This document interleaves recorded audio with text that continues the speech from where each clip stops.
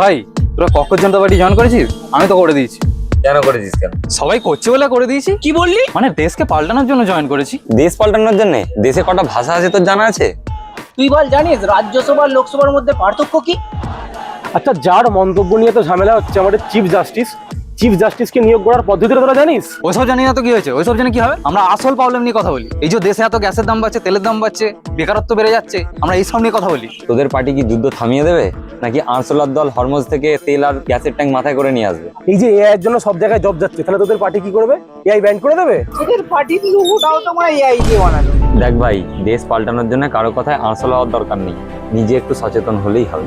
সে তুই ঠিকই বলেছিস, কিন্তু আমি একটা ককরোচ জনতা পার্টি নিয়ে পোস্ট করেছিলাম, সেটাতে 173টা লাইক এসেছে। আর সব থেকে বড় কথা হলো পায়েল আর স্নেহাও লাইক করেছে। ভাই, পার্টি জয়েন করার লিঙ্কটা আমাকে তাড়াতাড়ি পাঠা। ভাই আমাদের একটা পোস্ট বানিয়ে দে তাড়াতাড়ি। আমার জন্য করে দে একটা পোস্ট।